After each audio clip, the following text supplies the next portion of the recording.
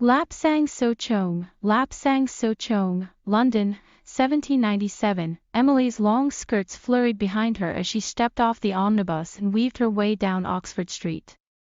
She was making a beeline to the apothecary's next to the huge imposing departmental store, Debenhams.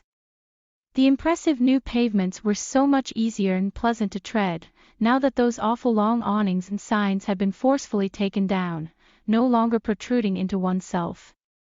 You could actually hear the carriage's pleasant clip-clopping of hooves at times when they crossed over the stone and pebbled pavings. People were no longer overwhelmed by the unending hawkers and costers shouting their wares rudely into one's face, such as was found in less affluent London streets. Apples. 3 a penny. Violets, freshly picked this morning. Carrots, potatoes. The gleaming shiny shop windows, however, preened and primped with their products tastefully adorned in various arrangements, flaunted their lavish goods at her.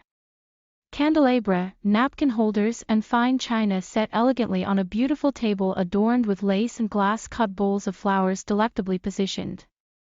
Everything seemed imposing and ridiculous to Emily, the hugeness and profligate nature of it all. She looked around surreptitiously and then semi-lifted her skirt so the hem didn't sway and wallow in the dusty mire on the pavement. Less work for the new maid Sarah, the better. Sarah, an utter godsend, the way she had been caring for and minding little Thomas, such tenderness and undivided solicitude. 3 gentlemen, no rather men, smiled leeringly at Emily and glanced down openly at her ankles as she swept by. One of them even lifted his hat to her in acknowledgement.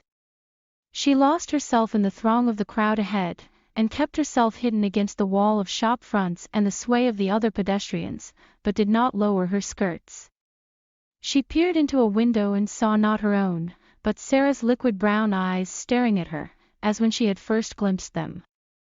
Oh, but the gentleness with which Sarah's husband, Mr. Kahn, looked at his wife, such adoration.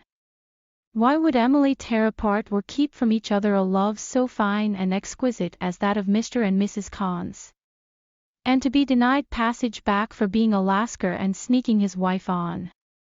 To leave a poor, destitute, Indian couple, high and dry in the harsh, cold climate of the docks at East London. How callous and careless of their crew! Sarah, the beautiful and brave girl, with her slim command of English, had gone knocking from door to door in the Pimlico vicinity and been asking if anyone required a housemaid. Emily, still recalled peering through the window in her drawing-room, had glimpsed a pretty girl, her liquid brown eyes brimming with tears and as frightened-looking as a lamb, taken pity and taken her in. Of course by that time she had been compelled to relinquish all of her staff, and was still in arrears with her own nanny, cook and scullery maid, but had managed to cobble together enough for the housekeeper Mrs. Armstrong and written an excellent reference for.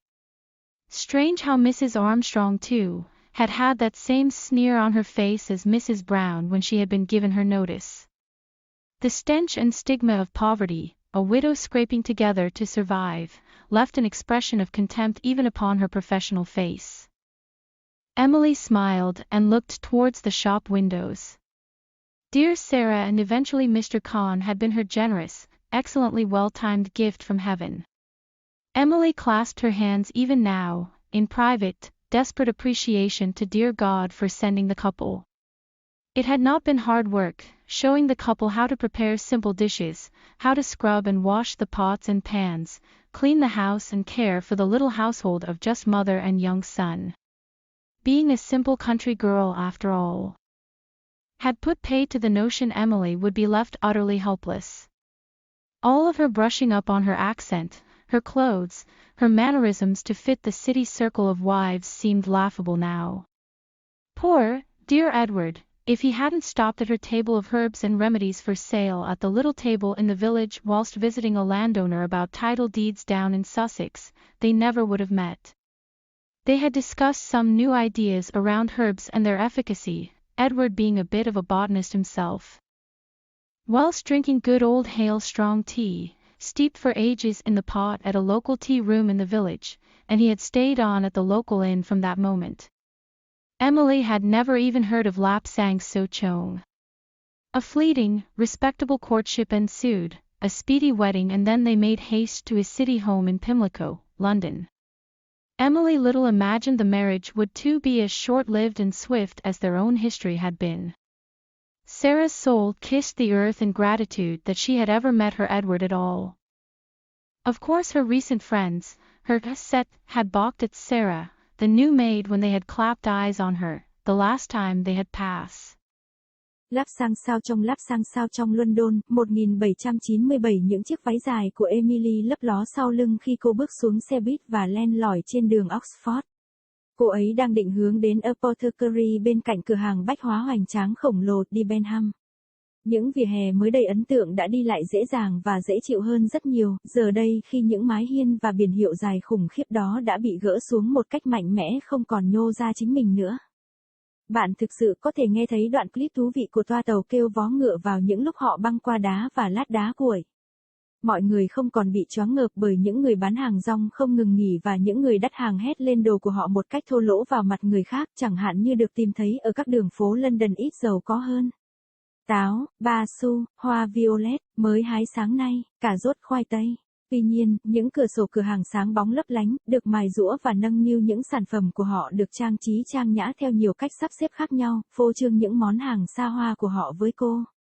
Giá nến, hộp đựng khăn ăn và đồ Trung Quốc cao cấp được đặt trang nhã trên một chiếc bàn xinh xắn được trang trí bởi những chiếc bát hoa bằng thủy tinh và gen được cắt tỉa khéo léo ở vị trí tinh tế. Mọi thứ dường như áp đặt và lố bịch đối với Emily, sự khổng lồ và bản chất thô tục của tất cả. Cô lén lút nhìn xung quanh và sau đó bán vén váy lên để vạt áo không lắc lư và rơi vào vũng lầy đầy bụi trên vỉa hè. Ít việc hơn cho người giúp việc mới Sarah càng tốt. Sarah, một ơn Chúa hoàn toàn như cách cô ấy đã chăm sóc và quan tâm đến cậu bé Thomas, sự dịu dàng và sự gạ gẫm không phân chia. Ba quý ông không phải đàn ông. Mỉm cười dịu dàng với Emily và công khai liếc xuống mắt cá chân cô khi cô lướt qua. Một trong số họ thậm chí còn nâng mũ lên với cô ấy để thừa nhận. Cô lạc vào đám đông phía trước, ẩn mình vào bức tường phía trước cửa hàng và sự lắc lư của những người đi đường khác nhưng không hạ váy. Cô nhìn vào cửa sổ và không nhìn thấy chính mình, mà là đôi mắt nâu lòng của Sarah đang nhìn chằm chằm vào cô. Như lần đầu tiên cô nhìn thấy chúng. Ồ, nhưng sự dịu dàng mà chồng của Sarah, ông Khan đã nhìn vợ mình, thật ngưỡng mộ. Tại sao Emily lại chia tay hay giữ cho nhau một tình yêu đẹp đẽ và tinh tế như tình yêu của ông bà Khan? Và bị từ chối đi lại vì đã trở thành một Laska và lén vợ anh ta. Để lại một cặp vợ chồng da đỏ nghèo khổ, cơ cực cao và khô cằn trong khí hậu khắc nghiệt. Lạnh giá của bến tàu ở phía đông London, làm thế nào nhẫn tâm và bất cẩn của thủy thủ đoàn của họ. Sarah, một cô gái xinh đẹp và dũng cảm, với vốn tiếng Anh mỏng manh của mình đã đi gõ cửa từng nhà trong vùng lân cận Pimlico và hỏi xem có ai cần người giúp việc không. Emily vẫn nhớ lại khi nhìn qua cửa sổ trong phòng khách của cô ấy, đã nhìn thấy một cô gái xinh đẹp. Đôi mắt nâu lòng của cô ấy đẫm nước mắt và trông sợ hãi như một con cừu đã thương hại và đưa cô ấy vào. Tất nhiên vào thời điểm đó, cô đã buộc phải cho thôi việc tất cả nhân viên của mình, và vẫn còn nợ nần với Vũ Em, người giúp việc nấu ăn và giặt là của riêng mình, nhưng đã cố gắng tập hợp đủ cho người quản gia, bà Armstrong, và viết một tài liệu tham khảo tuyệt vời cho. Thật kỳ lạ là bà Armstrong cũng vậy, cũng có khuôn mặt mỉa mai như bà Brown khi được thông báo. Mùi hôi thối và sự kỳ thị của cái nghèo một góa phụ đang cố gắng cùng nhau để tồn tại, đã để lại một biểu hiện khinh miệt ngay cả trên khuôn mặt chuyên nghiệp của cô ấy. Emily mỉm cười và nhìn về phía cửa sổ cửa hàng. Sarah thân mến, và cuối cùng anh Khan đã làm món quà tuyệt vời. Đúng lúc tuyệt vời của cô ấy từ thiên đường. Emily siết chặt tay ngay cả bây giờ trong sự riêng tư, lòng biết ơn tuyệt vọng đến Chúa yêu dấu vì đã gửi đến cặp đôi. Không vất vả, chỉ cho hai vợ chồng cách chế biến các món ăn đơn giản, cách cọ rửa xong nồi, dọn dẹp nhà cửa và chăm sóc gia đình nhỏ chỉ có mẹ và cậu con trai nhỏ. Rốt cuộc là một cô gái quê mùa giản dị. Đã phải trả giá bằng quan điểm Emily sẽ hoàn toàn bất lực. Tất cả những gì cô ấy trang bị cho giọng nói của mình, quần áo của cô ấy, cách cư xử của cô ấy để phù hợp với vòng tròn thành phố của các bà vợ dường như bây giờ buồn cười. Tội nghiệp Edward thân yêu, nếu anh ta không ghé vào bàn bán các loại thảo mộc và thuốc chữa bệnh của cô ấy ở chiếc bàn nhỏ trong làng trong khi thăm một chủ đất về chứng nhận quyền sở hữu ở Sussex, thì họ sẽ không bao giờ gặp nhau. Họ đã thảo luận về một số ý tưởng mới xung quanh các loại thảo mộc và hiệu quả của chúng. Edward tự mình là một nhà thực vật học trong khi uống trà rượu mạnh lâu năm, được ngâm trong ấm từ nhiều năm trước tại một phòng trà địa phương trong làng, và anh ấy đã ở lại nhà trọ địa phương từ thời điểm đó. Emily thậm chí chưa bao giờ nghe nói về Lapsang Souchong. Sau đó, một cuộc tán tỉnh thoáng qua, đáng kính đã xảy ra, một đám cưới nhanh chóng và sau đó họ vội vã trở về ngôi nhà trong thành phố của anh ấy ở Pimlico, London. Emily ít tưởng tượng cuộc hôn nhân cũng sẽ tồn tại ngắn ngủi và chóng vánh như lịch sử của chính họ. Linh hồn của Sarah đã hôn trái đất để biết ơn rằng cô đã từng gặp Edward của mình. Tất nhiên những người bạn gần đây của cô ấy. Bộ của cô ấy đã chùn bước trước Sarah, cô hầu gái mới khi họ vỗ tay vào cô ấy, lần cuối cùng họ đi qua.